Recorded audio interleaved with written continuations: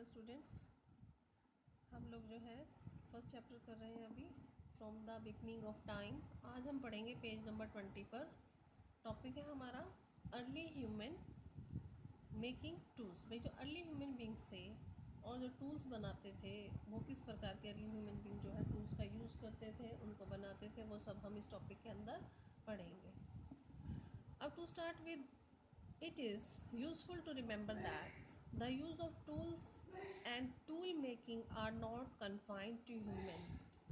कि अब सबसे पहले जब हम शुरू करते हैं तो सबसे पहले हमें बात ये याद रखनी है कि जो टूल्स है, टूल्स को बनाना या उसको यूज़ करना सिर्फ ह्यूमन बींग्स तक ही कन्फाइंड नहीं था, सीमित नहीं था। सिर्फ ह्यूमन बींग्स ही नहीं बना पाते थे, बल्कि आगे सुनो, birds are known to make objects to assist them with feeding, hygiene and social encounter। जो बर्ड्स थे वो भी इस तरह की चीज़ें बना लेते थे जिससे कि वो खाना खिलाने में उनको असिस्ट कर सके अपने बच्चों को जैसे, और उसके बाद साफ़ सफाई अपनी कर सकें, या फिर जब उनको अपना सोशल एनकाउंटर, अपना बचाव करना हो तो उसके लिए कुछ चीज़ें बर्ड्स भी बना सकते थे। And while frozen for food, some chimpanzees use tool that they have made। अब जो कुछ चिंपैंजी क्या करते थे, जब उनको फूड प्राप्त करना होता था उसके लिए वो अपने कुछ टूल्स को बनाते थे जो उनके द्वारा बनाए होते थे, उनका यूज़ वो करते थे। मीन्स बर्ड्स भी यूज़ कर रहे हैं यहाँ पे कुछ ना कुछ टूल्स को, और चिंपैंजीज भी यूज़ कर रहे हैं। खाली एक ह्यूमन बीइंग ही जो है वो यूज़ नहीं कर रहा था टूल्स को। क्लियर है यहाँ तक? However there are some features of human tools making that are not known among apes. लेकिन कुछ ऐसे फीचर्स होते मिले हैं ह्यूमन टूल्स के, जो ह्यूमंस टूल बनाए गए थे ह्यूमंस के द्वारा, वो फीचर्स जो एप्स है ना उनमें कॉमन नहीं है, मतलब बेटर है ह्यूमन बींग्स के।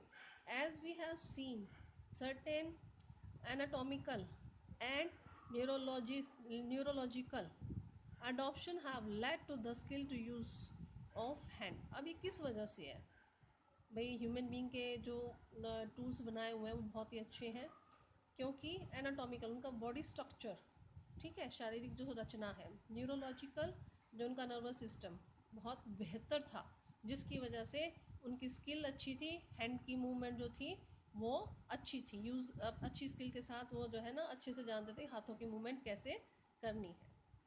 Probably due to the important role of the tool in the human life. और ये भी है कि ह्यूमन टूल्स का जो टूल्स हैं उनका ह्यूमन लाइफ में बहुत ही इम्पॉर्टेंट रोल रहा है। Moreover the way in which human use and make tools offer require greater memory and complex organisation skill. और इससे भी ज़्यादा क्या बात बता रहे हैं कि एक और क्या तरीका है which human use to make the tool, जो ह्यूमन बींग जो है यूज़ बनाने के लिए टूल्स बनाने के लिए जो यूज़ करते थे, क्या था, जो ऑर्गेनाइजेशन स्किल में जो स्किल थी उनकी बहुत अच्छी थी, और सेकेंडली उनकी मेमोरी अच्छी थी। ये दो चीज़ों ने बहुत ही ज़्यादा अच्छा जो है साथ दिया ह्यूमन बींग का टूल्स को बनाने में। Both of which are absent in apes. दोनों ही चीज़ें, मेमोरी और कॉम्प्लेक्स ऑर्गेनाइजेशनल स्किल, दोनों ही एब्सेंट थी किस में नहीं थी, ये एप्स के बीच में।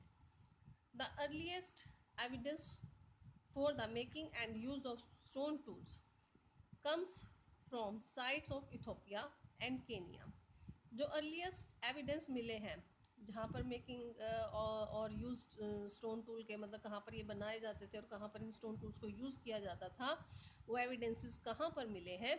इथोपिया में और केनिया में। It is likely that the earliest stone tool makers were the australopithecus. अब ये पूरी तरह से बात सही लगती है कि भाई जो एस्ट्रेलोपिथिकस थे, स्टार्टिंग में जो हमने पढ़ा है, जो एस्ट्रेलोपिथिकस थे उन्होंने ही इन स्टोन टूल्स का इस्तेमाल किया था जो इन साइट से मिले हैं। अब हम चलते हैं पेज नंबर 21 पर।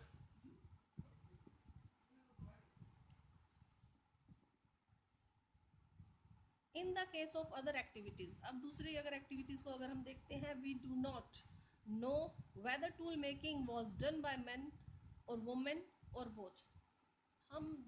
हमें नहीं पता कि भाई ये जो टूल्स बनाए गए थे उस समय अर्ली ह्यूमन बींग्स के द्वारा, वो मैन के द्वारा बनाए गए थे या वुमेन के द्वारा बनाए गए थे, इस चीज़ का नहीं पता, या फिर दोनों ने मिलकर बनाए हैं। It is possible that stone tool makers were both women and man. अब ये पॉसिबिलिटी किस चीज़ की नज़र आती है कि जो स्टोन टूल बनाए गए थे वो मैन एंड वुमेन दोनों के द्वारा ही बनाए गए थे। Women in particular may have made and use tool to obtain food. Women जो है पर्टिकुलर कहाँ पर टूल्स को यूज़ करती थी खाना प्राप्त करने में अपने लिए या फिर अपने बच्चों के लिए।